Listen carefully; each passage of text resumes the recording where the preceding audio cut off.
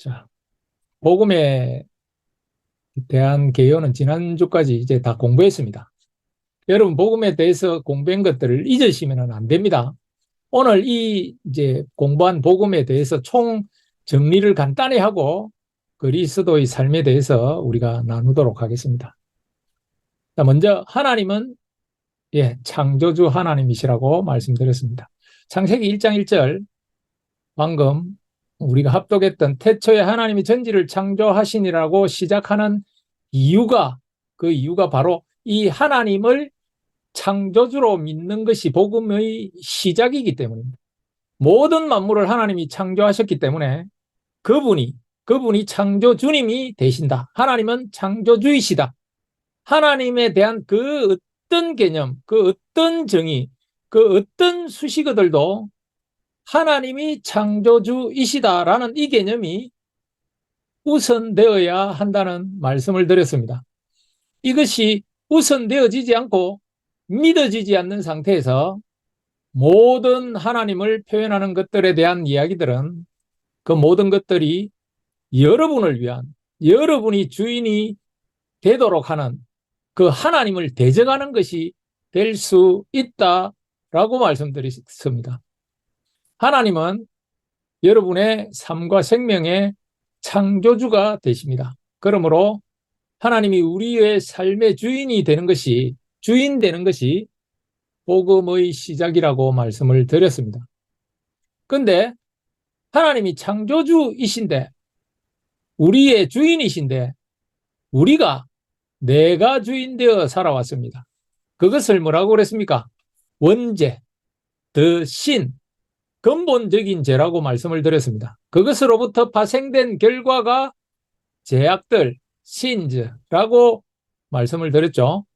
자, 여러분, 내가 주인 되어도 세상 사람들이 손가락질하는 그런 도덕적이고 윤리적인 죄를 안 지을 수도 있습니다.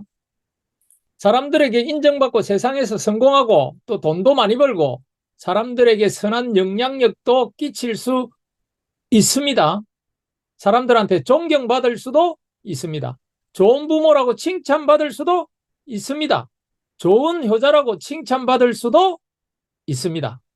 내가 주인 되어서 살아가도 불교에서 말하고 있는 그런 도를 닦아서 사람들에게 존경받을 수도 있습니다.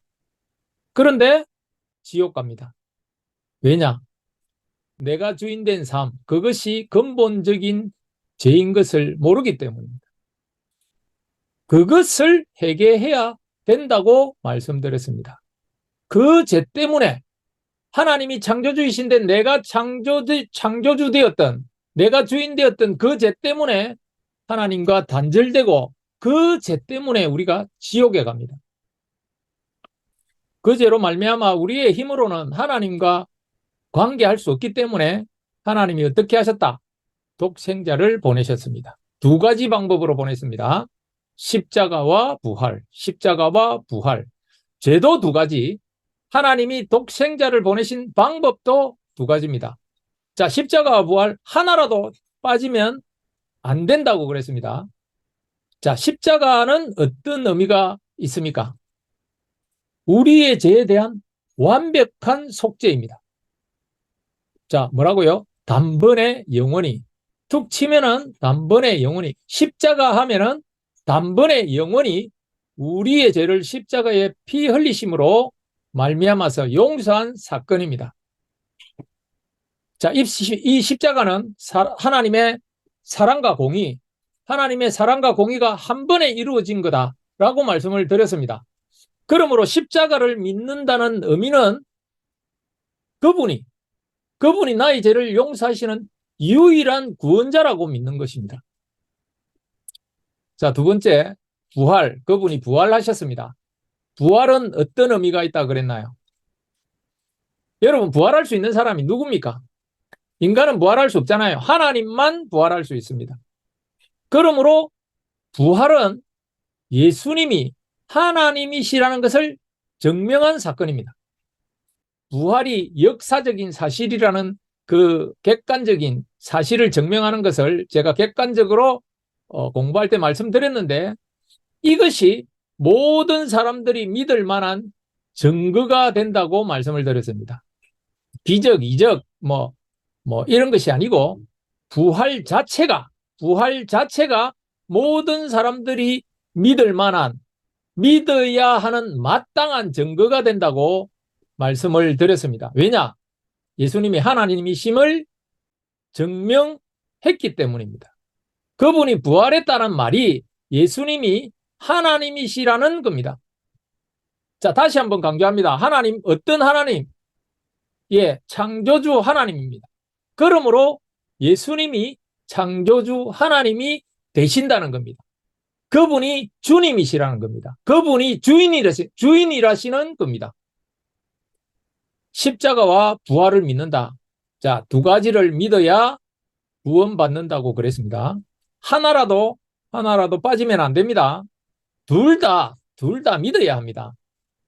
자, 예수 그리스도가 십자가에 돌아가심으로 나의 죄를 용서하시는 유일한 구원자이시며 그분이 부활하셔서 나의 주님이 되시는 것, 뭐죠?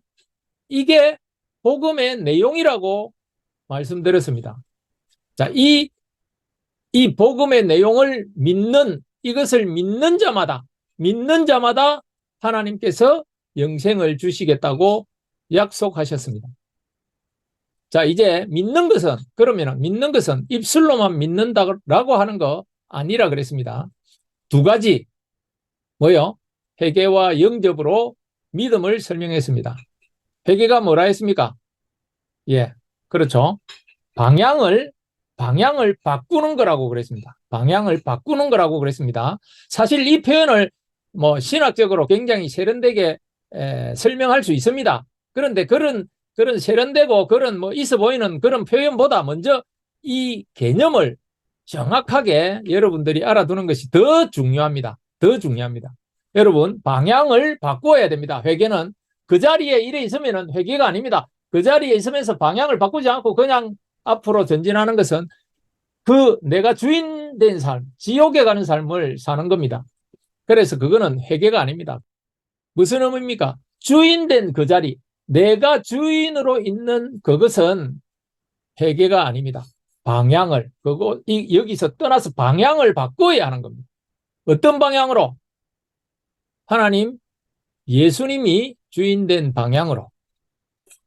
입술로 고백하는 것도 중요합니다. 왜냐? 그것은 복음의 시작을 알리는 것이기 때문에, 시작이기 때문에, 입술로 고백하는 것은 시작이기 때문에 아주 중요합니다. 그러나 그것으로만은 온전하지 않습니다. 마음으로 믿어야 된다고 말씀을 드렸습니다. 계속 이렇게 방향을 바꾸지 않고 내가 주인된 삶을 살아가면 안 된다고 말씀을 드렸습니다. 십자가 구원. 예수님이 십자가에 돌아가셔서 나를 구원해 주셨다고 믿으면 천국 간다고 생각하는 분들이 많습니다. 여러분, 그거는 온전한 복음이 아니라고 말씀드렸습니다. 갈라디아서에서 말하고 있는 다른 복음입니다. 그것만 믿으면 안 됩니다. 어떻게 해요? 십자가에 돌아가셔서 돌아가신 건 내 죄를 위해서 돌아가신 건 했는데 내가 방향을 바꾸지 않으면 구원 못 받습니다. 구원받은 거 아닙니다. 그래서 내가 주인된 이 방향이 아니고 예수님이 주인된 그 자리를, 방향을 바꾸는, 그래야 턴해야 된다고 말씀을 드렸습니다. 이것이 회개라고 말씀드렸습니다. 자, 그리고 영접은 뭐라고 그랬습니까? 사람을 초대하는 거라고 말씀을 드렸습니다. 영접하는 자가 곧 믿는 자라 말씀드렸습니다. 요한복음 1장 12절에 그래 돼 있죠. 영접하는 자, 곧 그 이름을 믿는 자들에게는 하나님의 자녀가 되는 권세를 주셨으니 라고 돼 있습니다. 믿는 것이 뭐예요? 영접하는 거라고 했는데, 영접은 손님을 초대하는 것. 손님을 초대하고 나서 여러분 자기가 하고 싶은 거 하고 그렇게 안 있잖아요. 그죠? 손님을 초대했으면 그 손님을 위해서 시간을 보내고 또 그 손님을 위해서 손님이 좋아하는 것들을 하는 겁니다. 대화도 하고 차도 먹고 그게 영접이라고 그랬습니다. 자, 그분을, 예수님을 내 삶 속에 초대하는 것. 그래서 그분을 위해서 살아가는 것. 그 결단, 그것이 영접이라고 말씀드렸습니다. 어떤 분으로 영접합니까? 예, 그분은 나의 영원한 구원자, 나의 죄를 용서하신 유일한 구원자이신 그분을 주님으로 영접하고 받아들이는 겁니다. 자, 그렇게 살기로 그분을 나의 구원자로 주님으로 인정하며 살아가기를 결단하는 것이 영접이라 말씀드렸습니다. 자, 여기까지가 복음의 내용입니다. 여러분 복잡합니까? 복잡하지 않습니다. 자, 계속 지금까지 들으신 분들은 어느 정도 다 알고 계실 거고, 뭐 새로운 삶 지금까지 뭐 5번에서 10번 들은 사람도 있으니까, 그렇지만 또 계속 새로운 삶이 강의가 되는 한도 내에서는 계속 반복이 될 겁니다.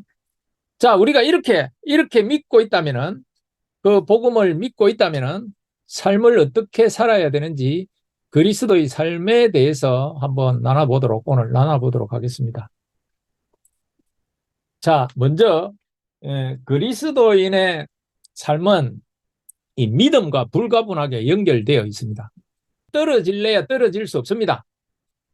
자, 그런 의미에서 말씀을 드린다면은 그리스도인의 삶을 뭐라고 표현할 수 있겠습니까? 그렇죠. 믿음의 삶이라고 표현할 수 있습니다. 뭐 지난 시간과 방금 전에도 제가 요약해 드린 것처럼 그 믿음은 두 가지로 설명이 된다고 했습니다. 뭐죠? 회개와 영접. 그런데 여기서 이 믿음의 근원을, 이 믿음의 주체, 이 믿음이 어디서부터인지를 규명하는 것이 굉장히 중요합니다. 그런데 요거를 지금 이 시간에 하면 시간이 굉장히 길어지니까 이제 뭐 교리적인 해석도 들어가기 때문에 맨 마지막에 하도록 하고, 지금까지 배워온 복음을 한 문장으로 우리가 얘기하는 것부터 시작하겠습니다. 자, 지금까지 우리가 배워온 복음을 한 문장으로 이야기를 이제 저번 시간에 텍스트적으로 정리한 거 있죠? 자, 여러분들이 한번 기억하시면서 예수 그리스도가 십자가에 돌아가심으로 나의 죄를 용서하시는 유일한 구원자이시며 그분이 부활하셔서 나의 주님이 되시는 것, 이게 뭐요? 복음의 내용이라고 했고, 이것을 믿는 것이 복음이라고 했습니다. 자, 좀 더 복음을 광의적으로 표현하면은 성경의 내용 전체가 복음의 내용이라고 할 수 있습니다.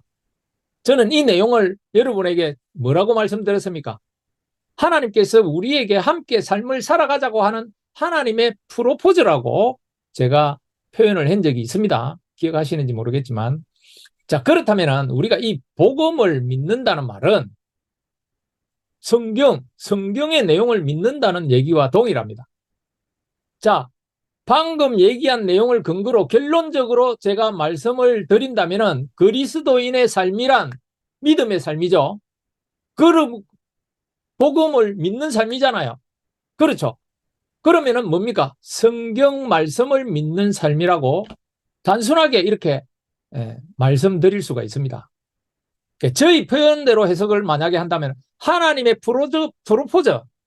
프로포즈를 받아들이는, 그래서 하나님과 함께 사는 삶이라고 말씀드릴 수 있습니다. 그리스도인의 삶이란. 그죠? 그렇다면 성경 말씀을 믿는 삶, 하나님을 믿는 삶, 하나님과 함께 하는 삶, 이게 곧 그리스도인의 삶이라고 할 수 있다면, 그렇다면 그러한 삶은 어떠한 삶인가? 예, 오늘 알아보겠습니다. 먼저 들어가는 질문 보겠습니다. 그리스도인은 어떻게 살아가야 하는가? 그리스도인의 삶은 반드시 믿음과 삶은 분리되어서는 안 된다. 아니, 분리될 수가 없다.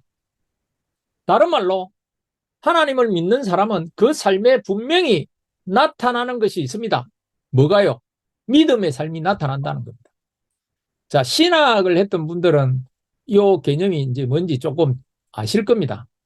로마서 8장 30절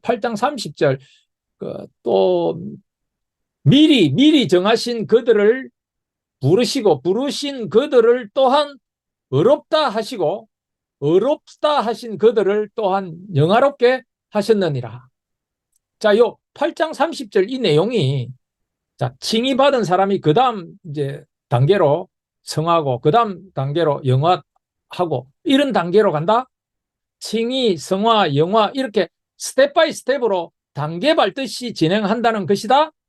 뭐 이 내용에 이렇게 이야기한다 하더라도 사실상 내용의 문제는 없습니다. 내용상의 문제는 없습니다. 그렇지만 이 표현은 사실은 그런 의미보다는 칭의를 받고 그 다음 스텝으로 성화를 그 다음 스텝으로 영화하는 것이 아니라 칭의가 된 사람은 성화가 바로 뒤에 따라오는 겁니다. 영화도 곧 바로 뒤에 따라오고 함께 있는 겁니다. 여러분 그 줄줄이 엮여 있는 그 줄줄이 소세지 있잖아요. 그 소세지처럼 우리가 받은 칭의는 받은 성화를 인도할 수 있는 그런 칭의가 바른 칭의입니다. 그래서 칭의, 성화, 영화는 함께 이렇게 따라오는 겁니다. 따라오는 거. 따로따로 스텝 바이 스텝 단계적으로 되는 것보다는 바로 칭의 따로 뭐 성화 따로 영화 따로가 아니라 함께 따라오는 겁니다. 자연적으로. 바른 칭의는 바로 그 다음 스텝으로 그 다음으로 영화가 따라오고 그 다음으로 성화가 따라오고 영화가 따라오는 겁니다. 그래서 믿음과 그리스도인의 삶의 관계도 믿음 따로 삶 따로가 되지 않는다는 겁니다. 예수님 믿었습니까? 믿습니까? 믿었습니다. 근데 삶이 다릅니다. 변화되지 않아요. 믿음대로 안 살아요. 근데 그 믿음, 뭐 나는 이미 고백했다. 믿음을 고백했기 때문에 나는 천국 간다. 이게 잘못됐다는 겁니다. 예수를 믿는다 그래 놓고 신앙생활 10년, 20년 하면서 옛날이나 지금이나 그 삶이 똑같은 사람, 삶의 변화가 없는 사람, 그런 분들 구원 받았습니까? 받았어요? 구원받지 못했습니다. 절대 그렇게 될 수 없습니다. 삶이 변화하지 않는데 구원받았다? 절대 그럴 리 없습니다. 자, 여러분 10년, 20년 예수님을 믿었는데 삶이 안 바뀝니다. 변화가 안 됩니다. 왜 안 바뀔까요? 여러분 아시다시피 뭐 외국에도 그런지 모르겠지만 한국에도 좀 규모 있는 그 교회에 가면은 무슨 여러 가지 훈련을 합니다. 새가족 훈련, 또 신앙 훈련하면서 1단계, 2단계, 심화 과정, 무슨 사명자 코스 뭐 이런 거 막 합니다. 그죠? 자, 제가 이런 거 비판하자는 거 아닙니다. 그런 거 해야 됩니다. 할 수도 있습니다. 그런 것들로 성도들이 어느 정도 신앙적으로 성숙할 수 있고 나아질 수 있고 삶의 변화가 있을 수 있습니다. 있기도 합니다. 그러나 제 개인적인 생각으로 말씀을 드린다면은 이런 훈련을 통해서 교회의 이런 훈련을 통해서 근본적으로 삶의 변화가 있지 않다는 겁니다. 왠 줄 아십니까? 성경에는 이런 행위로, 이런 훈련으로 삶이 변화한다고 가르치고 있지 않습니다. 우리의 노력으로, 우리의 행위로 근본적인 삶의 변화를 가져온다고 성경은 말하고 있지 않습니다. 성경 전체가 그렇게 이야기하고 있지 않습니다. 그럼 뭐 때문에 삶이 변하지 않습니까? 제가 여러분도 뭐 유추하시겠지만 감을 잡으셨겠지만 아주 간단하게 아주 심플하게 말씀을 드릴 수 있습니다. 왜요? 믿음이 잘못되었기 때문입니다. 믿음이. 제가 이것을 좀 적나라하게 증명을 한번 해보려고 합니다. 여러분 제가 지금부터 몇 가지 질문을 할 테니까 속으로 한번 진실하게 대답해 보시기 바랍니다. 제가 하나씩 질문을 드릴게요. 하나님이 모든 만물을 창조하신 창조주이신 것을 믿습니까? 자, 여러분은 여러분이 주인 되어서 살아갔던 그것을, 그런 죄인이었던 것, 또 그것이 지옥불에 떨어져 죽을 죄인 것을 믿습니까? 자, 여러분은 그 결과로 죄악들을 짓고 있다는 것을 믿습니까? 여러분은 예수님이 십자가에 돌아가셔서 여러분의 죄를 용서해서 사망을 깨뜨린 것을 믿습니까? 여러분은 그분이 부활하셔서 지금도 살아계신 주님, 하나님, 창조주 되심을 믿습니까? 여러분은 그분을 주인으로 영접해서 살아가면은 멸망하지 않고 영생을 얻는다는 것을 믿습니까? 자, 이 정도면은 제가 어떤 질문을 하고 있는지 눈치채셨죠? 자, 지금 질문한 것은 요한복음 3장 16절을 부분적으로 제가 나누어서 그대로 여러분에게 질문 드린 겁니다. 자, 이 질문을 한 질문으로 이제 요약해서 마지막 질문을 하겠습니다. 하나님이 세상을 이처럼 사랑하사 독생자를 주셨으니 이는 그를 믿는 자마다 멸망하지 않고 영생을 준 것을 여러분 믿습니까?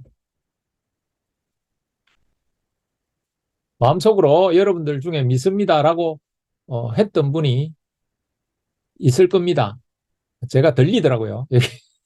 여러분이 그렇게 예라고. 자, 그렇다면은, 그렇게 믿고 계신다면은 여러분 지금 그렇게 살 수 있습니까? 여러분이 그런 재정을 그렇게 마음대로 쓸 수 있습니까? 믿는다면은. 예수님을 믿어서 나는 이 땅에서 끝나지 않고 영원한 천국에 가는 존재가 됐다라고 하는데, 그 재정 좀 없으면은 걱정하고 두려워하면서, 또 재정이 조금 풍족하면은 그것을 자기가 주인인 것처럼 마음대로 쓰면서 주인처럼 그렇게 살아갈 수 있을까요? 믿는다면은. 또 여러분 앞날에 대해서, 또 뭐 지금 일어나는 일에 대해서 노심초사하고 걱정하면서 살아갈까요? 제가 질문한 것을 진짜 믿으신다면. 여러분, 비즈니스 사업을 하면서 가족을 위한다는 핑계로 그렇게 스트레스 받으면서 막 목숨 걸고 사업할까요? 진짜로 믿으신다면. 뭐 지금 여러분이 하고 있는 걱정 근심거리들, 회사에서 동료들하고 진급을 놓고 소리 없는 전쟁, 그리고 그 뭐 누구는 어떤 아파트 어디에 몇 평에 살고, 나는 내 자식들 좋은 대학 가야 하는데 등등 뭐 이것저것 여러 가지 걱정되는 것들, 근심거리들, 부러운 것들, 욕심나는 것들, 여러분 그게 진짜 문제가 되고 걱정되고 부러울 수 있을까요? 믿는다면, 진짜 믿는다면. 자, 다르게 설명을 한번 해보겠습니다. 박진우 목사님이 예화를 들은 것. 여러분에게 오늘 12월 1일입니다. 12월 10일까지 1,000억이 들어옵니다. 1,000억이. 이건 2024년 12월 1일부터 2024년 12월 10일 예정된 이벤트가 없습니다. 갑자기 시리가 놀래가지고. 예. 여러분에게 1,000억 들어온다니까 시리도 깜짝 놀랐습니다. 근데 여러분은 안 놀래네요. 1,000억이 12월 10일까지 여러분에게 들어옵니다. 이거는 공신력 있는 겁니다. 공신력도 있고 국가에서 보증선 겁니다. 그래서 무조건 하고 들어옵니다. 한치의 의심도 없이 들어옵니다. 여러분한테 1,000억 들어옵니다. 그런데 오늘 100만 원이 없어요. 100만 원이. 오늘 100만 원이 없어가지고 100만 원 때문에 어떤 문제가 생기는데, 그 문제가 뭐 많은 문제도 아니고 100만 원이 꼭 필요한 때가 있어요. 그런데 이 100만 원이 오늘 없다고 여러분 걱정할 수 있습니까? 12월 10일 날 1,000억이 들어오는데 100만 원이 없다고 불안해하고 100만 원이 없다고 막 난리를 치겠습니까? 100만 원 때문에 불안한 이유가 뭡니까? 진짜로 10일 있다가 진짜로 1000억 들어온다는 것을 만약에 믿는다면 100만 원이 없어서 불안해하지는 않습니다. 문제는 뭐냐? 믿지 않기 때문이에요. 10일 날, 12월 10일 날 1000억 들어온다는 것을 믿지 않기 때문에 불안하고 걱정하고 근심하는 겁니다. 자, 그래서 예수님은 그 어떤 문제가 있는 제자들에게 뭐라고 얘기했습니까? 믿음이 적은 자들아. 믿음이 적은 자들이라고 얘기했습니다. 믿음을 얘기했습니다. 믿음은. 너희가 훈련 덜 받았어. 너희가 좀 노력 덜 했어. 좀 더 노력해야 돼. 이렇게 얘기하지 않았습니다. 믿음이 적은 자들아. 믿지 않는다는 겁니다. 여러분, 그 로마서 10장 17절에 이렇게 나옵니다. 여러분, 이거 다 아는 말씀이잖아요. 이거. 그러므로 믿음은 들음에서 나며 들음은 그리스도의 말씀으로 말미암았느니라. 믿음은 들음에서 나고 들음은 그리스도의 말씀으로 말미암았느니라. 그리스도의 말씀은 두 가지 의미가 있습니다. 첫 번째 뭡니까? 복음입니다. 복음. 그리스도의 말씀으로 대표되는 그 그리스도로 향해 있는 말씀, 즉 복음. 그리고 그리스도를 드러내는 말씀, 즉 하나님의 말씀을 들을 때 믿음이 생긴다는 겁니다. 믿겨져야 삶이 변하는 겁니다. 들어야 삶이 변하는 겁니다. 뭘 들어야 됩니까? 복음. 복음을 들어야 됩니다. 자, 그래서 바울은 로마서 16장 26절, 27절에 이렇게 이야기합니다. 로마서 맞죠? 16장 맞아 16장 27절 로마서 16장 27절 16장 맨 마지막 26절 27절인데 16장 그 26절 하반절에 보면은 이 복음으로 너희를 능히 견고하게 하실 그리고 27절 지혜로우신 하나님께 예수 그리스도로 말미암아 영광이 세세무궁하도록 있을지어다. 아멘.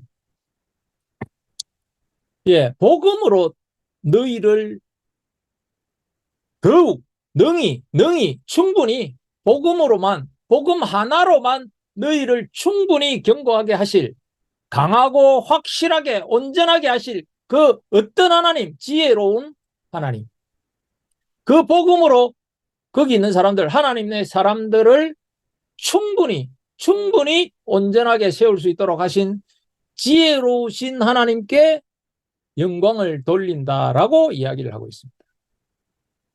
근데 어느 순간 우리 교회들이 이 복음을 이야기하지 않습니다. 뭘 이야기합니까? 다른 복음 이야기합니다. 다른 복음, 행위, 뭐 이런 것들. 훈련해라, 노력해라. 행위 이야기.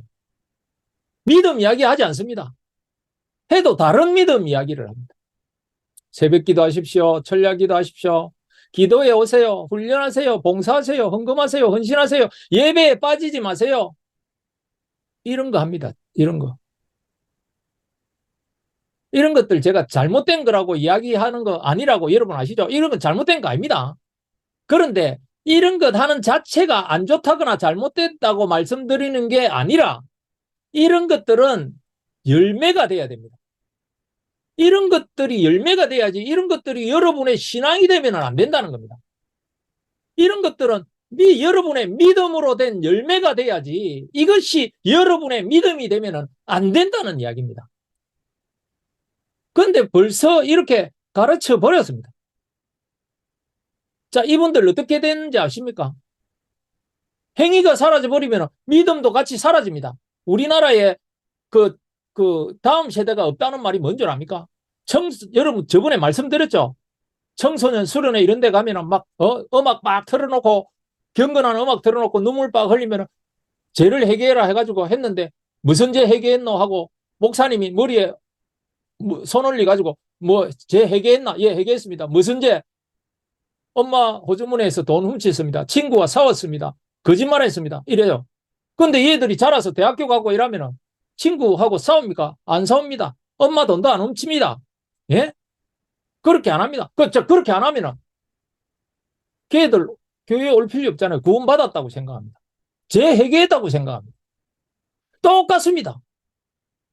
이런 사람들이 새벽기도 빠지면은 이렇게 가르침을 받은 사람들이 좀 새벽기도 한번 빠지고 철학기도 빠지면은 훈련도 또 한두 번 빠지고 11조 안 내고 이러면은 하나님에 대한 믿음이 사라집니다. 내가 예배를 좀 빠지거나 내가 봉사를 좀 안 하거나 뭐 헌신을 좀 안 했다 하면은 내 신앙이 무너지는 거예요. 나의 하나님에 대한 믿음까지도 사라지는 겁니다.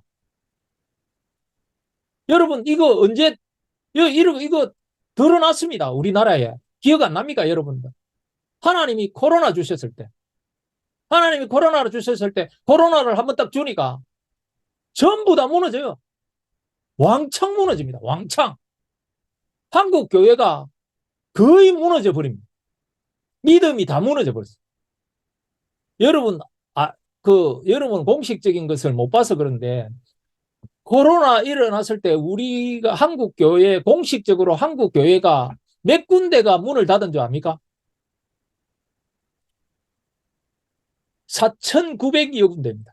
약 5천 군데가 문 닫고 문을 닫았습니다. 그냥 문 닫고 예배를 잠시 안 들은 것이 아니라 약 5천여 개의 교회들이 폐쇄를 했다는 겁니다.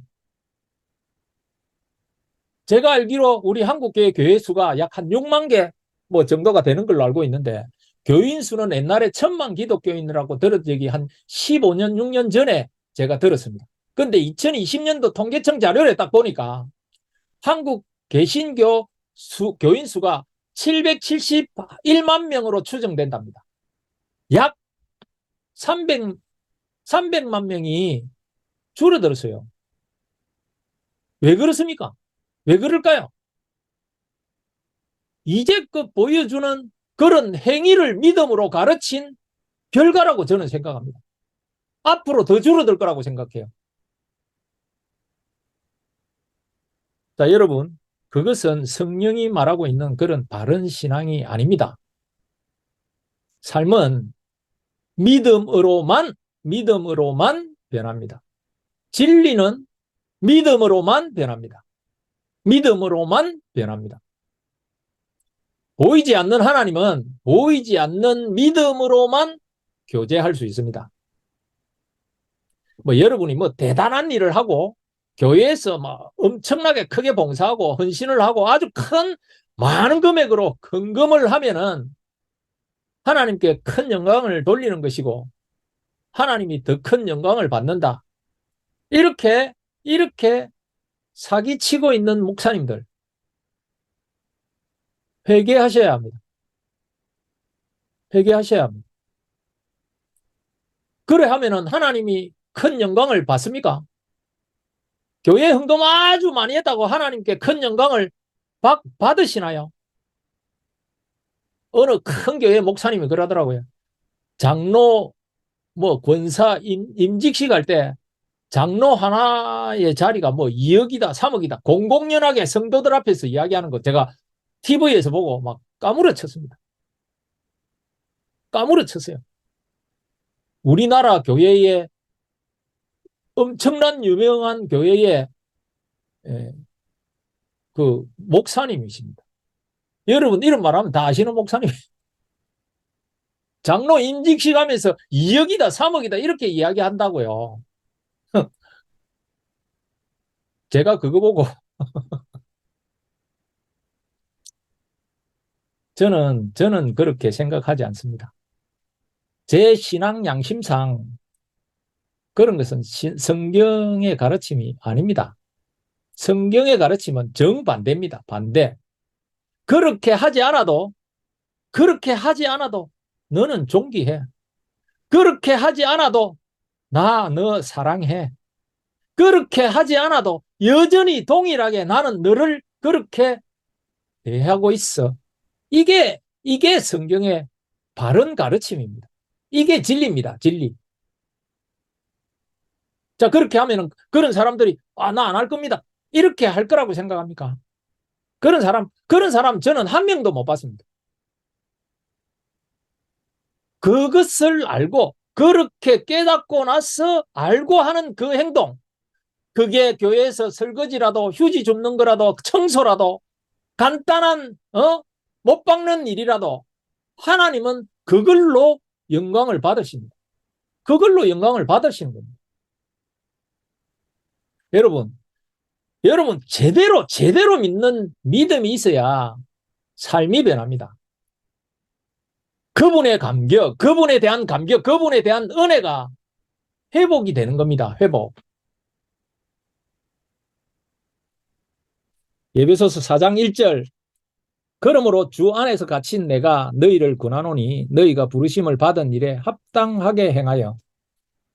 교회를 어느 정도 다니신 분들은 그 하나님의 두 가지 부르심이 있습니다. 첫 번째는 자녀로서의 부르심입니다. 자녀로서, 하나님 자녀로서 불러줍니다. 두 번째는 이 땅 가운데 사명적인, 사명적인 부르심이 있습니다. 자녀로서 불러주셨으면 이 땅 가운데 그분이 여러분의 계획, 여러분의 삶을 통해서 받고자 하는 그런 부르심이 있습니다. 그게 뭐 주부일 수도 있고, 저 같으면 또 목사죠, 목사.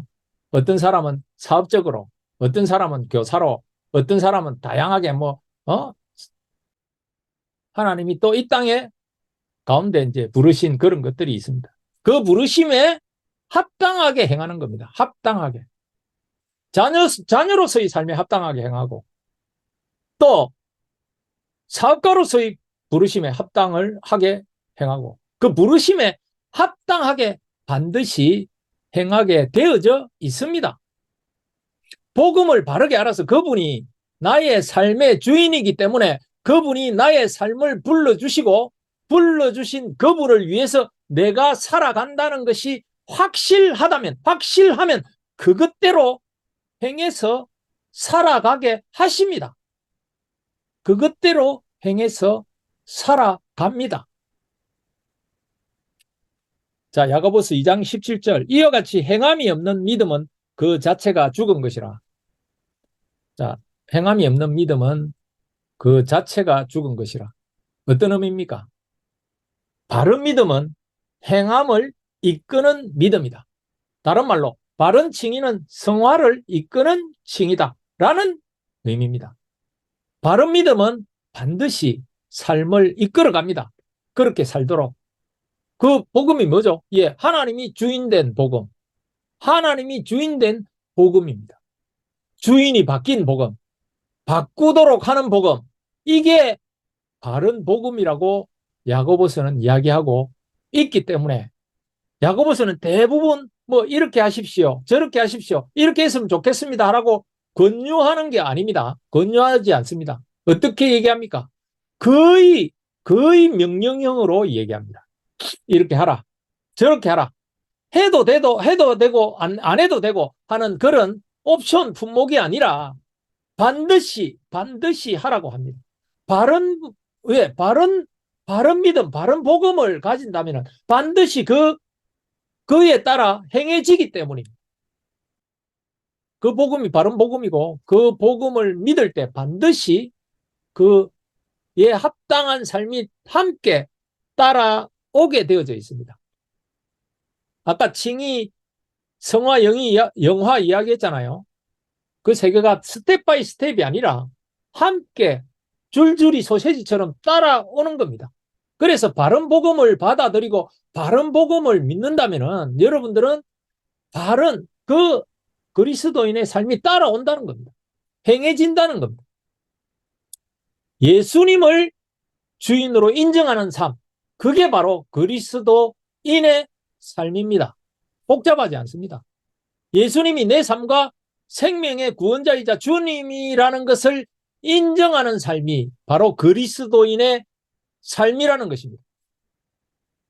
자, 빌립보서 1장 20절에서 21절. 나의 간절한 기대와 소망을 따라 아무 일에든지 부끄러워하지 아니하고 지금도 전과 같이 온전히 담대하여 살든지 죽든지 내 몸에서 그리스도가 존귀하게 되게 하려 하나니 이는 내게 사는 것이 그리스도니 죽는 것도 유익함이라. 여러분, 이 고백을 들으면은 들으면서 또 이렇게 생각하는 분들이 있습니다. 아이고, 바울이니까. 바울 정도 되니까 저런 고백을 하는 거지. 뭐, 목사님 정도 수준이 돼야 저 정도 하는 고백이 나올 수 있어. 여러분, 아닙니다. 이 고백은 그리스도인이라면은 당연하게 해야 되는 고백입니다. 이것도 그렇게 말씀드릴 수 있습니다. 자, 진정한 그리스도인이라면은 이 고백이 저절로 따라옵니다. 당연하게 해야 되는 고백입니다. 지금도 전과 같이. 이 말 기억나시죠? 예전에도 그렇고, 예전에 그래 살았고, 지금도 그렇게 살고 있다는 겁니다. 어떻게 삽니까? 내 몸에서, 내 몸에서 그리스도가 존귀하게, 내 주인 되시는 그분을 존귀하게 드러낸다는 그 이유가 내가 사는 것이 그리스도니. 다른 말로, 다른 말로, 내 삶의 주인이 그리스도니까 죽는 것도 유익하다. 내 삶의 주인이 그리스도이기 때문에 죽는 것까지도 유익하다. 이 죽는 것도 유익하다는 말은 두 가지 의미가 있습니다. 저번에 말씀드린 것 같은데 죽어도 영원한 천국 간다. 여러분, 이것을 믿는 사람들은 죽어도 영원한 천국에 간다. 이 사실을 믿는 사람들은 그 사람들은 삶이 틀립니다. 내가 죽으면 영원히 천국 간다는 것을 확실하게 믿고 있는 사람들의 삶은 틀립니다. 이거 믿는 사람들 많습니까? 이렇게 믿는 사람 많아요? 생각보다 적습니다. 생각보다 아주 적습니다. 좀 불편한 질문을 드릴게요. 여러분은 오늘도 여러분이 지금 죽으면 천국 가는 것을 믿고 살고 있습니까? 지내시고 계십니까? 아니면 여러분들이 하고 있는 그 일, 뭐 사업이면 사업, 회사 업무면 업무, 학생이면 공부, 주부면 주부, 뭐 이런 것들을 잘해야, 그런 것들을 잘해야 뭐 성공하고 잘 살 것 같은 그런 믿음으로 살고 계십니까? 여러분, 이제 다시 한번 제가 질문하겠습니다. 뭐 대답은 안 하실 거니까 제가 질문은 계속 할 테니까 속으로만 대답하세요. 이거, 어, 여러분, 지금 12월 달인데 지난달 11월 달까지 혹시 뭐 교회에서나 또는 설교나, 여기 계신 분들은 많이 들었겠네요. 켈러 교회 계신 분들은 많이 들었을 것 같습니다. 아닌 사람들, 한국에 계신 분들, 어, 뭐, 그 설교 듣고 다른 설교 중에, 설교하는 것들 중에 천국과 지옥에 대한 설교를 하신 것을 들어본 적 있습니까? 하나 더 질문할게요. 작년에 2022년도에 지옥이 어떤 곳이다, 천국이 어떤 곳이다, 이렇게 이야기하는 설교를 들어본 적이 있습니까? 어느 순간에 이 땅을 천국으로 살아가라고 하는 그런 가짜 복음들이 판을 치고 있습니다. 이 땅을 천국으로 생각하고 살아가라. 여러분의 사업이 잘 됨을 통해서, 여러분의 상처 회복을 통해서, 여러분의 근심 걱정이 해결되는 것을 통하여, 여러분이 뭐 이러한 노력을 통해서, 이러한 훈련을 받음을 통해서 여러분의 그런 모난 성격이나 옛날의 성격을 뭐 개조해가지고 이 땅에서 천국처럼, 이 땅을 천국처럼 생각하고 살아가라고 하는 그런 거. 여러분, 그런 비슷한 거 많이 들어보시지 않았나요? 여러분, 조심하셔야 합니다. 정말, 정말 조심하셔야 됩니다. 죽으면은 영원히 천국 간다는 이 믿음이 우리에게 바로 심겨지지 않은 상태에서 이 땅에 하나님의 나라를 만든다고 주장하는 그런 분들 있잖아요. 특별히 정치하시는 분들, 뭐 사회개혁, 정치개혁, 뭐 이 사회 바꿔가지고 이렇게 저렇게 뭐, 여러분, 그런 복음은 가짜 복음일 가능성이 굉장히 높습니다. 굉장히 농후합니다. 진짜 그 천국 간다는 믿음이 바로 심겨지면은 우리는 무엇을 하겠습니까? 내가 죽으면은 천국 간다는 이 확실한 믿음이 있다면은 어떻게 살아갈까요? 여러분, 저는 지금 밖에 나가서 사람들 만나잖아요. 만나면은 다른 거 안 합니다. 복음을 이야기합니다. 복음을 전합니다. 천국 가는 이야기 하거든요. 분위기 설렁해집니다. 어떤 때는. 이 땅에 어떤 변화, 이 땅에 어떤 노력하면 잘 될 거다. 뭐 이런 거. 예수 믿으면 잘 살 겁니다. 이런 얘기 하는 게 아니라 예수 믿으세요. 믿으시면은 천국 갑니다. 영원한 천국 갑니다. 예수 바르게 믿어서 함께 천국 가시지 않겠습니까? 이게 바른 믿음입니다. 이게 바른 믿음. 물론 여러 가지가 있겠죠. 그런데 대화의 내가 살아가는 그 중심에, 내가 이야기하는 중심에, 내가 사람을 만나는 그 이유의 중심에 뭐가 있어야 되느냐? 이 믿음, 바른 믿음. 우리가 죽으면은 확실하게 천국, 바르게 믿으면은 확실한 천국에 간다는 확실한 이 믿음, 이것을 얘기해야 된다는 겁니다. 그 중심에 있어야 된다는 겁니다. 그런데, 그런데 이 얘기가 들려지지 않고 있습니다. 이 얘기가 안 들려집니다. 오히려 이 얘기하면은 분위기 설렁해집니다.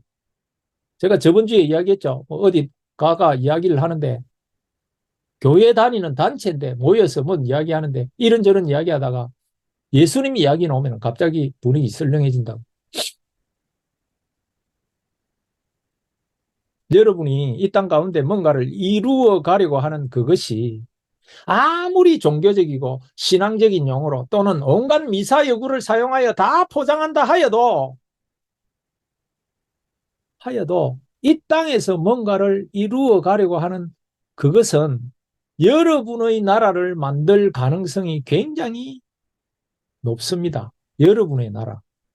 하나님의 나라가 아닌, 오히려 그것을 내려놓는 것이 하나님의 나라가 더 여러분 가운데 임할 가능성이 높다는 겁니다.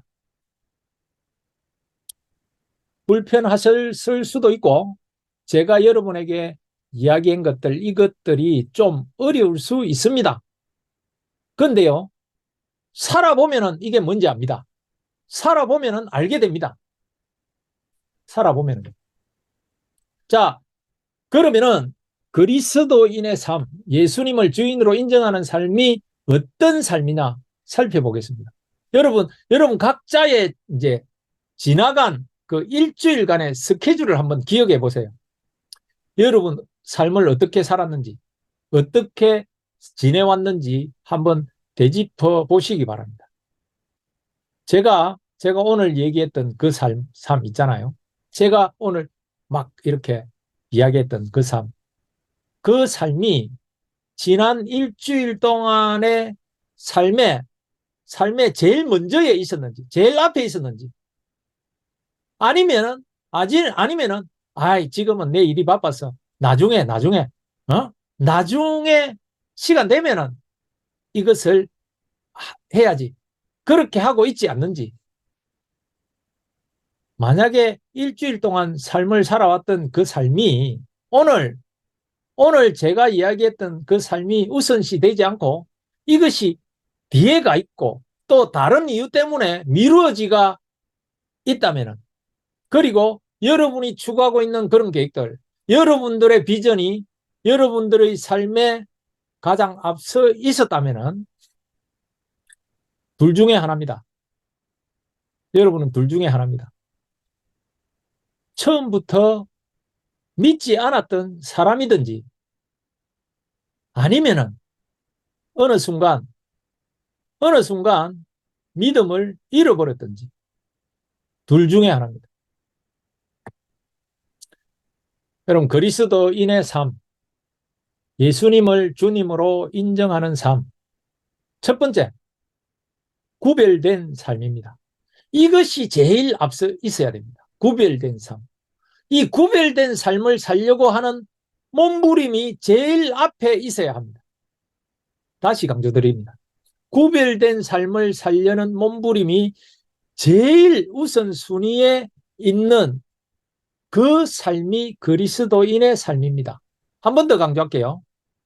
구별된 삶을 살아가는 삶이 가장 우선순위에 있어야 합니다. 그렇기 때문에 말씀이 있는 겁니다. 그렇기 때문에 기도하는 겁니다. 그렇기 때문에 말씀의 자리, 이런 말씀에, 이런 자리에 빠지지 않으려고 몸부림치는 겁니다. 그런데 이런 것들을 지금 내 좀 바빠. 내가 지금 다른 일이 있어. 정말 시간 나면은 나중에 그거를 할게. 구별된 삶 할게. 예, 어느 정도 이해할 수 있고 이해받을 수 있습니다. 이해받을 수 있어요. 그런데 그런 이해를 계속 받잖아요. 그런 이해를 계속 받잖아요. 여러분의 삶 절대 안 변합니다. 절대 안 변합니다. 이 순간에 결정을 하셔야 됩니다. 그것을 구별된 삶을 사는 것이 그리스도인의 삶이고 그것이 내 삶에 제일 앞서 있어야 되는 것을 인정하셔야 됩니다. 여러분, 구별과 구분 아시죠? 다릅니다. 구별과 구분은 달라요. 구분은 이런 겁니다. 따로 국밥, 따로 국밥. 이것 따로 저것 따로, 따로 따로. 나는 교회 안에서 이렇게 살고 세상은 세상대로 이렇게 살고 나는 세상 속에서 살고 또 아니면 수도원 이런 데 가서 살고 들어가든지 스님처럼 절에 들어가서 살든지 이렇게 하는 것이 구분된 삶이고 성경에 구별된 삶은 같은 공간에 사는데도 같은 공간에 함께 더불어 사는데도 다르게 사는 겁니다. 다르게. 누가 다릅니까? 뭐가 다릅니까? 예, 주인이 다른 겁니다. 주인이. 내 주인이 다른 삶을 사는 겁니다. 여러분, 좀 신기하게도 있잖아요. 세상 사람들이 여러분의 주인이 누군지 더 잘 압니다. 이 말 무슨 말인지 아시죠? 생각보다 교회 다니는 사람들은 여러분들의 주인이 누군지 잘 몰라요. 교회 다니는 사람들은 오히려 자기 자신한테도 더 잘 속아요. 다른 사람이 볼 때도 저 사람 하나님이 주인인 것 같아. 뭐 교회 다니는 사람 다 보면 전부 다 그 사람 주인이 하나님인 것 같아요. 그렇게 보여요. 그건 잘 몰라요. 오히려 세상 사람들은 여러분의 주인이 진짜 하나님인지 아닌지 더 잘 안다니까요. 그리고 더 정확한 것은 자녀들과 배우자들이 더 정확하게 합니다. 제일 정확하게 합니다. 여러분의 삶을 옆에서 지켜봐왔기 때문에 구별된 삶을 사는 건지 아닌지 여러분의 주인이 누군지 정확하게 더 잘합니다. 그것을 받아들여야 된다는 겁니다. 그게 구별되어져 있는 삶인지 아닌지 여러분들이 정확하게 받아들여야 됩니다. 다시 한번 정리합니다. 내가 구별되어졌기 때문에 구별된 그 삶을 살게 되어져 있습니다. 처음부터 이야기한 게 줄줄이 소세지처럼 계속 엮어지는 겁니다. 이것 따로 아닙니다. 계속 엮여지는 겁니다. 주인이 바뀌었기 때문에 그 주인이 바뀐 삶에 구별된 삶을 살게 되어져 있습니다. 왜 그러면은 구별된 삶을 살지 못할까요? 옛날이나 지금이나 똑같은 삶을 살까요? 주인이 바뀌지 않았기 때문에.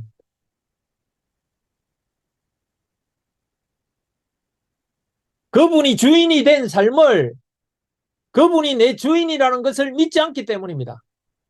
천국 안 믿어요. 지옥도 안 믿어요. 하나님의 심판 안 믿어요. 그리고 십자가 부활 안 믿어요. 안 믿어요. 안 믿고 살아가요. 근데 여러분, 그것을 딱 믿게 됩니다. 바르게 딱 믿잖아요. 어찌 되는 줄 압니까? 타협 안 합니다. 타협. 타협이 안 돼요. 목에 칼이 들어와도, 목에 칼이 들어와도 타협이 안 됩니다. 타협할 수 없습니다. 그런 삶을 살아갑니다. 근데 그런 삶이 주변에 드물어졌습니다. 거의 드물어졌습니다. 여러분, 제가 저번에 그 김학철 목사님 이야기를 했는데, 기독교인은 있잖아요. 그리스도인들은 이기성은 갖고 있어야 돼요. 이기성. 어? 그러니까 내가 바르게 믿어서 천국 가야 된다는 이기성. 하나님이, 하나님이 나의 주인이라는 이기성은 갖고 있어요. 그런데 그것 때문에 이기주의자가 되면 안 된다는 겁니다. 아시겠죠? 배타성은 갖고 있어야 됩니다. 배타성. 배타성이 뭐냐면은 우리는 유일한 하나님을 믿는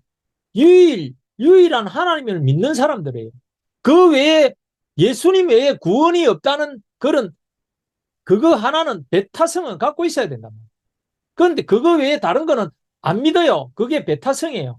그런데 배타주의는 되면 안 된다 이 말입니다. 배타주의. 이해가 가실지 모르겠지만 이것을 여러분 기독교인들은 염두에 둬야 됩니다. 그래서 우리가 바른 믿음, 그리스도인의 바른 믿음을 갖게 되면은 겸손해지고 다른 사람들을 위해서 봉사하고 헌신하는 것을 그냥 아무렇지도 않게 아무런 보상 없이 합니다. 즐겁게 합니다. 기쁘게 합니다. 배타주의가 아니기 때문에, 이기주의가 아니기 때문입니다. 자, 로마서 1장 12장 1절에서 2절 읽겠습니다. 그러므로 형제들아 내가 하나님의 모든 자비하심으로 너희를 권하노니 너희 몸을 하나님이 기뻐하시는 거룩한 산제물로 드리라. 이는 너희가 드릴 영적 예배니라. 너희는 이 세대를 본받지 말고 오직 마음을 새롭게 함으로 변화를 받아 하나님의 선하시고 기뻐하시고 온전하신 뜻이 무엇인지 분별하도록 하라. 바울이 로마서 11장까지 이제 복음을 대해서 설명을 합니다. 그리고 나서 12장을 딱 시작하면서 그러므로라고 시작합니다. 이 단어 그러므로가 아주 중요한 단어입니다. 그러므로. 자, 앞에 설명한 이런 복음이 주를 예수로 믿었기 때문에 이 복음을 너희가 믿었기 때문에 어떤 삶을 산다는 겁니까? 뭐라고 했죠? 거룩한 산제물, 산제사. 그죠? 너희의 몸을 거룩한 산제물. 여기는 뭐 아주 멋있게 표현했네요. 그죠? 근데 그것은 무슨 말인가 하면 삶 전체를 드리는 영적 예배라는 겁니다. 뭐 영적 예배 그러니까 여러분들 중에 혹시 또 막 아주 홀리하고 신령하고 뭐 성령의 은사가 막 드러나고 사람들이 쓰러지고 병 낫고 안전병이가 일어나고 뭐 이런 것들로 생각하는 분들이 좀 많으신 줄로 알고 있습니다. 그런데 여기서 영적 예배라고 하는 그런 영적이라는 원어를 영어로 해석한 것을 보면은 뭐라고 돼 있나 하면은 슈터블 이렇게 돼 있습니다. 슈터블. 합당한, 적합한. 자, 그러니까 무슨 뜻입니까? 합당한 예배. 합당한 예배. 너희가 믿는 믿음에 마땅한 그런 합당한 예배는 뭐냐? 너의 삶을 드리는 그 예배가 합당한 예배라는 것입니다. 하나님이 받으시기에 그게 삶을 드리는 예배가 하나님 받으시기에 합당한 예배라는 겁니다. 삶을 어떻게 드려야 된다고요? 자, 첫 번째, 이 세대를 본받지 말고, 이 세대를 본받지 말고, 이 세대와 다르게 살며, 이 세대와 다르게 산다는 겁니다. 다르게. 삶을 어떻게 들어야 된다? 이 세대와 다르게 산다는 겁니다. 자, 두 번째, 그 가운데 이제 여러분의 상처, 여러분의 아픔, 여러분의 실패, 여러분의 수준, 뭐 여러분의 그 부족한 머리, 여러분의 연약함 이런 것을 통해서 하나님의 뜻을 분별하며 삽니다. 분별하며. 그런 것들을 나의 처지나 나의 이런 것들을 원망하면서 사는 게 아니고 그것을 주신 하나님의 뜻이 무엇인지를 분별하면서 삽니다. 그것을 뭐 바꿔가지고 내가 행복하게 살기 위해서 뭐 이렇게 하는 것이 아니고 그것을 내 삶에 뭐 이러이러한 부모님을 주신 뭐 이런 아픔을 주신 뭐 이런 상황을 주신 이런 실패를 주신 이런 고통을 주신 이런 아픔을 주신 이런 머리를 주신 이런 수준을 주신 그렇게 하신 궁극적인 하나님의 뜻을 분별해서 살아가는 겁니다. 이게 삶을 드리는 구별된 삶입니다. 구별된 삶. 그런데 우리 자꾸 어떻게 얘기하고 있습니까? 네? 잘 되십시오. 여러분 성공하십시오. 그러잖아요. 여러분이 잘 되면 여러분들이 뭘 하고 여러분들 노력으로 뭐 잘 되면 그래야 하나님께 영광 돌리는 거라고. 여러분이 뭔가를 이렇게 이루면은 그게 하나님이 영광 받는다고 하는 그런 거짓 복음이 우리들 안에 너무 많이 심겨져 있다는 겁니다. 여러분, 좀 이런 말 혹시 사용해서 상처되실 분이 있을까 싶어서 조금 조심하면서 미리 양해를 구하고 상처를 드리려고 하는 말이 아님을 먼저 밝히고 말씀을 드리겠습니다. 여러분의 수준으로 충분합니다. 여러분의 지금 있는 수준으로 하나님께 합당한 예배를 드리기가 충분하다는 겁니다. 뭐 바꾸려고 괜찮습니다. 이런 것들은 괜찮아요. 어떤 거 내가 정말 연약하고 자꾸 넘어지고 막 이러니까 하나님께 덕도 안 되고 다른 교인들한테도 막 이상하게 보이고 정말 하나님 앞에 내가 정말 영광도 못 돌리고 그래서 좀 내 자신이 부끄럽지 않게 하기 위해서 내가 최소한 이거라도 해야 되겠다 하고 좀 노력하고 뭐 이렇게 하는 것들 이 자체를 하나님께 드리는 이 태도 자체를 하나님께 은혜를 갚으려고 하는 이 태도 자체를 노력하는 것 태도 자체가 이렇다는 것을 그것을 제가 비판하는 것은 아닙니다. 그렇게 하셔야 될 수도 있습니다. 그런데 솔직히 제가 물어봅니다. 솔직히 궁극적으로 여러분이 삶을 바꾸려고 하는 이유가 뭡니까 도대체? 왜 바꾸려고 합니까? 여러분이 지금 바꾸려고 하는 삶의 목표, 여러분의 비전들을 왜 그렇게 가지고 있습니까? 여러분 수준에서 좀 더 잘 되려고 하는 이유가 뭐예요? 정말 하나님께 영광을 돌리기 위해서 그렇게 하고 계십니까? 진지하게, 솔직하게, 자세하게 여러분 자신들에게 한번 물어보시기 바랍니다. 제가 부탁드릴게요. 왜 바꾸려고 하는지. 진짜 나는 왜 나의 지금 수준, 나의 이 상태를 왜 바꾸려고 하는지. 입술로는 하나님께 영광 돌린다 하면서 혹시 여러분들이 더 남들보다 비교해서 잘 되려고 하고 나의 자신을 위해서 나의 영광을 위해서 이거 있잖아요.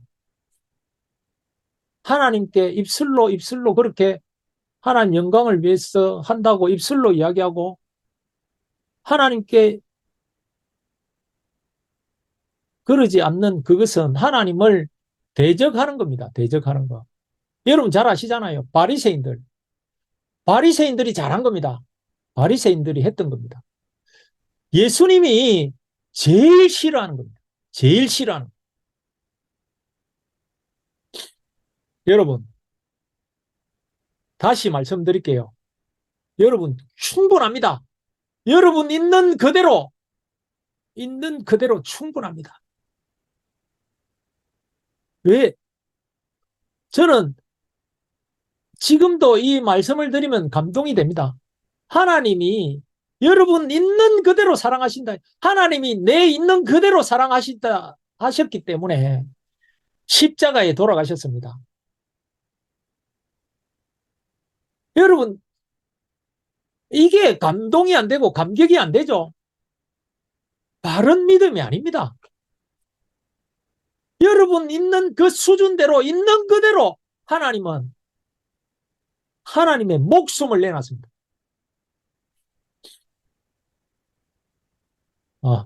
여러분 12제자들 아시죠? 12제자들. 이렇게 표현하면 좀 그렇지만 좀 무지하고 별 볼 일 없는 사람들이 다 모여 있었지 않습니까? 그들이 부활을 경험하고 무슨 공무원에 나갔나요? 공직에 뭐 출세를 했나요? 어부에서 뭐 공무원이 됐습니까? 아니면 뭐 대단한 뭐 이렇게 굉장히 훌륭하게 삶이 변해가지고 하나님께 영광 돌렸습니까? 사도행전이 그런 얘기하고 있습니까? 한 번도 없습니다. 한 번도 그런 얘기한 적 없습니다. 지금 교회에서만 그렇게 얘기합니다. 성경은 그렇게 얘기한 적이 단 한 번도 없습니다. 어떻게 하라고 그랬나요? 예수를 주로 믿어라. 그분을 살아계신 부활하신 주님을 전했습니다. 사도행전은 부활하신 주님을 만났습니다. 그게 유일한 변화입니다. 유일한 변화. 그분을 만난 변화. 그 제자들. 그래서 그들이 잘 됐습니까? 잘 됐나요? 죽었습니다. 죽었어요. 순교했습니다. 좋은 말로 말이 순교지 베드로는 십자가에 거꾸로 매달려 죽었다고 합니다. 말이 좋아 순교지 처참하게 죽었습니다. 처참하게. 세상 사람들이 보기에는 개죽음 아닙니까? 세상 사람들이 보기에는 실패한 인생 아닙니까? 근데 자꾸 그 삶을 살아라고 합니다. 아까 얘기했습니다. 뭐라고 했습니까? 죽는 것도 유익함이라. 죽는 것도 유익함이라. 자, 두 번째 의미. 뭡니까? 내 자아를 계속 죽여갈 때 그리스도가 존귀케 되기 때문에 그 삶이 마지막 날 유익이 될 것이다. 라는 의미가 있습니다. 여러분의 삶을 죽여갈 때 하나님께 유익이 될 거다. 너에게 그것이 하나님께 영광되고 존귀케 되는 그 자체가 나중에 반드시 너에게 마지막 날 유익이 될 거야. 두 번째 의미입니다. 여러분이 죽는 변화를 해야 될 겁니다. 이 세상에서 잘 되는 변화, 이런 것들은 너무 팽배해 있으니까 이렇게 세상에서 죽어라 하면은 참된 믿음을 사는 사람, 그리스도인들은 이상한 사람이 되는 겁니다. 세상의 변화, 세상에서 잘 되는 변화, 이런 것들만 이야기하고 있으니까 그러지 말고 죽어라 이렇게 하면은 이상한 사람이 되는 거예요. 근데 여러분 이걸 믿으십시오. 성경은 단 한 번도 세상적으로 잘 돼가지고 변화되라고 한 적 한 번도 없습니다. 한 번도 없습니다. 예수님은 자신이 하나님이신데 그 로마의 식민지인 유대의 복음을 전했습니다. 예수님이 하나님입니다. 그분이 하나님의 나라를 전했습니다. 복음. 왜 그랬을까요? 진짜 변화는 복음을 전하는 변화입니다. 복음을 전하는 변화. 이 삶이 바로 구별된 삶입니다. 구별된 삶. 이게 구별된 삶이에요. 다른 사람보다 잘 되는 게 구별된 삶이 아니라 세상적으로 잘 되는 게 구별된 삶이 아니라 그게 아닌 죽어가는 삶, 구별된 삶, 이 삶을 살아내야 됩니다. 주인이 바뀐 삶, 주인이 바뀐 사람들의 삶은 이 삶을 살아가는 겁니다. 살아갑니다. 베드로전서 1장 15절에서 16절 오직 너희를 부르신 거룩한 자처럼 너희도 모든 행실에 거룩한 자가 되라. 기록하였으되 내가 거룩하니 너희도 거룩할지어다 하셨느니라. 교회가 추구할 것은 세상에 영향력을 끼치는 것을 추구해서 안 됩니다. 교회가 추구해야 될 것이 뭐냐? 거룩입니다. 구별됨입니다. 구별됨. 세상과 다른 겁니다. 근데 이제 신학자들은 이 거룩을 두 가지로 생각하는데 한 부류는 하나님의 성품이 공유할 수 있는, 그러니까 우리의 노력으로 되어지는 그런 공유적 성품이라고 합니다. 공유적 성품. 그리고 또 한 부류는 우리 노력으로는 절대 이룰 수 없는 그런 하나님의 성품 중에 우리가 공유할 수 없는 비공유적 성품이라고 이야기하는 사람도 있습니다.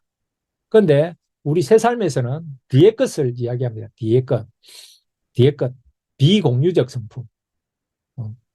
박진우 목사님이 부자를 믿는다고 했습니다. 저도 동일한 생각입니다.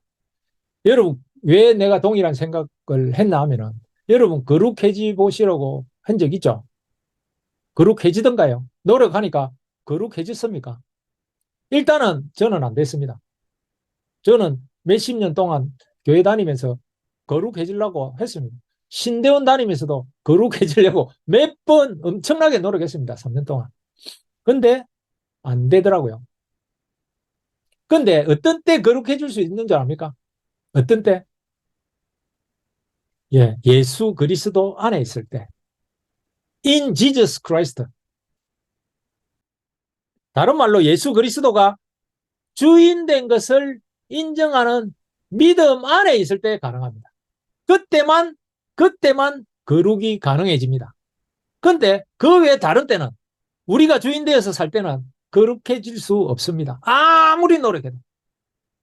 아무리 발버둥 쳐도. 그러므로 너희도 거룩하라 하는 이 말은, 너는 그 예수님, 즉 하나님이 주인 되신 삶을 살려고 몸부림쳐라. 이렇게 저는 해석되어질 수 있다고 생각합니다. 모든 영역에 그분의 주권을 인정해라. 모든 영역에 그분의 주권을 인정해라. 과거의 상처나 불행이나 고난들, 그리고 지금 현재 모든 상황들, 결혼, 아내, 지금 있는 자녀와의 관계, 나와 부모의 관계, 그리고 앞으로 살아갈 여러 가지 모든 영역에서의 하나님의 주권, 주님의 주권을 인정해라. 저는 그게 거룩하라라고 하는 의미라고 저는 받아들입니다.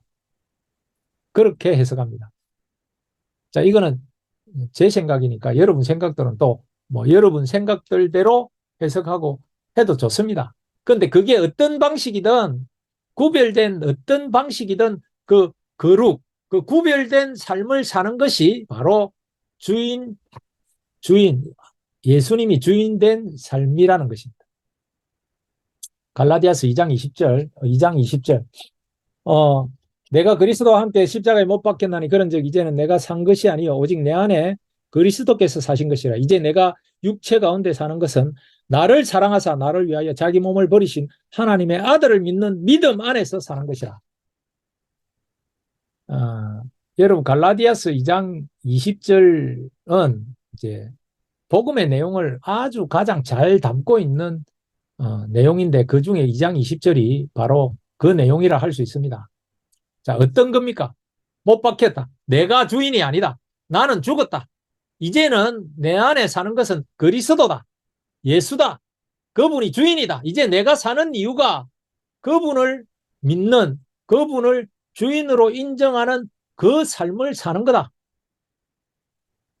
이게 복음입니다. 이럴 때 자유해집니다. 이럴 때 진짜 자유해집니다. 내가 주인이 되지 않았을 때, 주인이 바뀌었을 때 참 자유를 맛봅니다. 그분의 주권을 내 삶 속에 인정하기 시작할 때, 내 외모에, 내 능력에, 내 비즈니스, 내 사업에, 내 가정에, 내 과거에 모든 영역에 인정할 때 자유해집니다. 묶이지 않습니다.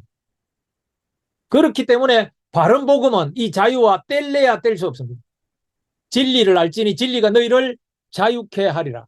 자유케 하리라. 이 구별된 삶을 사는 것이 바로 예수님이 주인된 삶을 사는 겁니다. 자, 두 번째, 제자 삼는 삶입니다. 제자 삼는 삶. 마태복음 28장 19절에서 20절. 그러므로 너희는 가서 모든 민족을 제자로 삼아 아버지와 아들과 성령의 이름으로 여기 침례라는데 저는 세례로 바꾸겠습니다. 세례를 주고 내가 너희에게 분부한 모든 것을 가르쳐 지키게 하라. 볼지어다 내가 세상 끝날까지 너희와 항상 함께 있으리라 하시니라. 침례나 세례나 동일합니다. 자, 여러분 여기서 이 문장은 한 문장으로 되어 있습니다. 근데 그 원어에 보면 동사는 하나입니다. 하나. 자, 다른 것들은 전부 다 관계대명사로 다 묶여져 있는데 동사가 딱 하나입니다. 어떤 동사이겠습니까? 어떤 동사? 예, 삼다, 제자 삼다. 세례를 주고 제자를 삼고, 가르쳐서 제자를 삼고, 지키게 해서 제자를 삼고, 이렇게 세례를 주는 이유, 가르치는 이유, 그렇게 삶을 살도록 하는 이유가 뭐라고요? 제자 삼기 위한 것입니다. 제자 삼기. 여러분은 예수님의 제자입니까? 제자입니까? 제자와 그리스도인은 다릅니까? 여러분 제자입니까? 아닙니까? 그리스도인입니까? 아닙니까? 뭐 제자 따로 있고 그리스도인 따로 있고 저 사람은 제자야, 저 사람 목사야, 선교사야, 선교사가 제자야, 목사가 제자야. 여러분 성경에는 제자와 그리스도인을 분리시킨 적이 없습니다. 그리스도인이 제자입니다. 그리스도인이 제자입니다. 그리스도인의 제자입니다. 이 말이 뭡니까? 복음을 전해서 너와 같은 삶을 살게 해라. 이게 바로 제자라는 의미 안에 포함되어 있습니다. 복음 전해서 너같이 살도록 하라는 겁니다. 여러분 제대로 믿으면, 제대로 그리스도인이 되었다면, 제대로 복음을 믿으면 여러분같이 살도록 하게 하는 겁니다. 여러분같이 살도록 만들라는 겁니다. 여러분도 그랬잖아요. 그죠? 세례받고 가르침 받고 지금 배우고 있잖아요. 그러니까 세례, 그분을 주인으로 인정하는 결단이 있고 예수님을 영접하고 그리고 끝까지 끝까지 살도록 계속 말씀 들으면서 지키게 하고 그래서 여러분들처럼 살도록 하라는 겁니다. 제자 삼아라는 의미가 그런 뜻입니다. 이게 제자 삼는 겁니다. 근데 여러분이 제자 안 되고 제자 삼을 수 있습니까? 여러분이 제자 안 됐는데 어떻게 해서 제자 삼는다고 할 수 있습니까? 불가능합니다. 여러분, 어떤 목사의 권위 아래 있는 그 교회의 성도들이 안 변한다. 왜 안 변하겠습니까? 뭐 여러 가지가 있지만은 가장 큰 요인 중에 하나가 그럴 가능성이 높습니다. 목사가 제자가 아닐 가능성이 높다는 겁니다. 예? 성도들이 변하지 않는다면은 그 목사의 권위 아래 있는 성도들이 변하지 않는다면은 목사가 제자가 아닐 가능성이 매우 높습니다. 근데 그렇게 살아가는 그 삶이 고난이 있고 십자가의 삶이기 때문에 그런 삶을 잘 따르지 않으려고 합니다. 안 따릅니다. 따르지 않습니다. 그 삶을 살려고 하지 않습니다. 약간만 비껴나고 다른 복음을 전하면은 굉장히 세상에서 살기 쉽거든요. 자, 여러분, 제자 삼는 삶을 살아야 됩니다. 구별되고, 그렇게 구별된 여러분이 제자가 되어서 그 삶은 여러분과 본받게 만드는 그 배우자, 자녀들, 옆에 있는 사람들, 여러분 같은 사람으로 만드는 삶을 살아가면 되는 겁니다. 심플하잖아요. 여러분이 제자 되면 됩니다. 여러분이 그리스도인이 되면 됩니다. 여러분이 구별된 삶을 사시면 됩니다. 자, 믿는 삶을 살아라 했습니다. 뭐가 있어야 됩니까? 믿음이 있어야 됩니다. 그러려면 어떻게 해야 됩니까? 들어야 됩니다. 뭘 들어야 됩니까? 복음, 말씀, 복음과 말씀을 들어야 됩니다. 여기 계시는 분들 중에 우리 뭐 권호미 집사님 같은 경우 저 미국 켈러교에 계신 사람들은 이 새로운 삶을 들으면 어쩌면 지루하고 그럴 수도 있습니다. 임팩트가 없으면. 그럼에도 불구하고 5번, 10번 듣는 사람이 있습니다. 왜 듣습니까? 왜? 여기 뭐 어떤 분들은 저보다 더 강의 잘할 수 있는 분들 여기 많아요. 그런데도 불구하고 왜 듣습니까? 들어야 믿음이 생기고 믿어야 그리스도인 삶이 되고 그 삶이 승리할 수 있기 때문에. 예, 이제 마무리하겠습니다. 신앙생활 여기에 오래 했던 분들도 계시고 또 처음 또는 잠깐 방황했다가 계시는 분들도 있습니다. 어쩌면은 처음 오신 분들은 제 얘기가 좀 어렵고 이해도 잘 안 될 수도 있습니다. 근데 딱 하나만 기억하시면 됩니다. 딱 하나. 여러분이 주인이 되면은 안 됩니다. 여러분이 주인이 되면은 안 됩니다. 누가? 예수님이 주인이 되어야 합니다. 그럴 때 천국 갑니다. 이게 바르게 내 마음속에 심겨져야 하나님이 여러분의 삶을, 예수님이 여러분의 삶을 이끌어갈 수가 있습니다. 그런데 그렇지 않으면 세상의 기쁨을, 세상의 어떤 변화를 추구하면 여러분이 주인이 되면 하나님이 이끌어갈 수 없습니다.